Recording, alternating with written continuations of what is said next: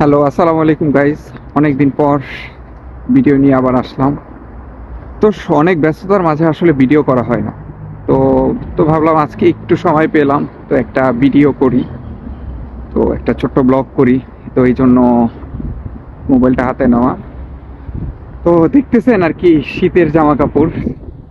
রাশিয়াতে winter coming, winter is coming, এই আর কি।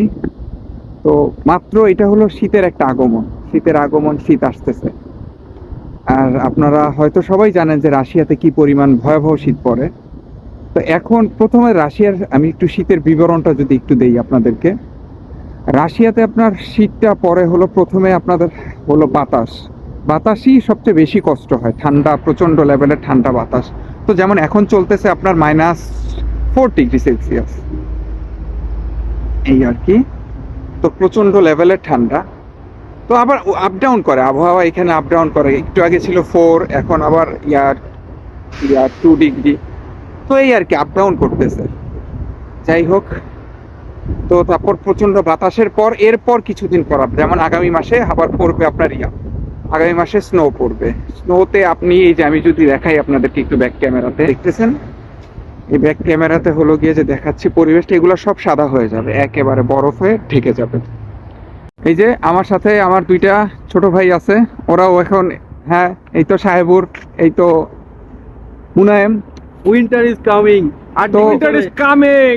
Only 3 degree. হ্যাঁ সাহেবুর, একটু বলো শীতের অনুভূতিটা কি, এই যে শীত যে আসতেছে আমাদের শীতের বাংলাদেশের অনুভূতি জন্য। আসলে এভাবে বলে বোঝাতে পারবো না।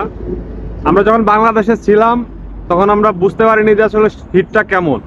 এখানে আসার পরে শীত মানে হইতেছে ভাই সর্বোচ্চ 3 ডিগ্রি থেকে -20-15 এরকম। আর বাংলাদেশে আমাকে ভাই কোনোদিন 20-এর নিচে তাপমাত্রাই নামে নাই। শীতের সময় হয়তো 10-15 থাকছে। এখন এদেশে আসার পরে দেখতেছি অল টাইম বরফের মধ্যে মানুষ হইতেছি, ইলিশ মাছ হয়ে গেছি ভাই আমরা। মুনায়েম, তোমার অনুভূতি কি, আসো বলো। আমার অনুভূতি একটু ভয়ঙ্কর, কারণ আমাদের সমস্যা আছে ঠান্ডায়, আল্লাহ জানে কি হয়। তাহলে তুমি সবাই রাশিয়া কেন আসছো? হ্যাঁ, এই যে জানো না? বর্তমান পরিস্থিতি তো ভালো, আমার বাংলাদেশের পরিস্থিতি যখন আমি ছিলাম আরো ভয়ঙ্কর তখন প্রচুর ভয়ঙ্কর, আমার ডেইলি ইনহেলার নিতে হতো। আর বর্তমানে আমি গত 1.5 মাস থেকে কোনো ইনহেলারই নেই না। এখানে পরিবেশ অনেক ভালো, ঠান্ডা কতটুকু সার্ভাইভ করতে পারবো এটা সময় বলে দিবে। ওকে ওকে, দেখা যাক আর কি। তো বাংলাদেশে সবাই আছেন, সবাই আমার জন্য দোয়া করবেন। আর হয়তো আমি জানি বাংলাদেশে এখন অনেক গরম আর এখানে অনেক ঠান্ডা, যদি একটু ঠান্ডা এখান থেকে বাংলাদেশে দিয়ে দিতে পারতাম অনেক ভালো হতো। যাক, চলে আসতেছে উইন্টার।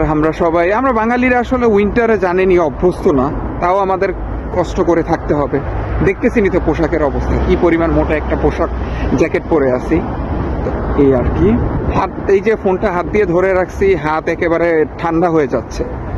তো তাও কষ্ট করে ভাবলাম যে একটা ভিডিও করি। আমি এখন ইউনিভার্সিটি থেকে ক্লাস শেষ করে ডরমেটরিতে যাচ্ছি। ইউনিভার্সিটিতে ছিল প্রায় 5 ঘন্টা ক্লাস করলাম, ক্লাস করে এখন ডরমেটরিতে যাচ্ছি, এই আর কি। যাক, ভালো থাকবেন সবাই। আবার কখনো সময় পেলে নতুন আরেকটা ভিডিও নিয়ে আসবো। তো দোয়া করবেন আমার জন্য। আসসালামু আলাইকুম।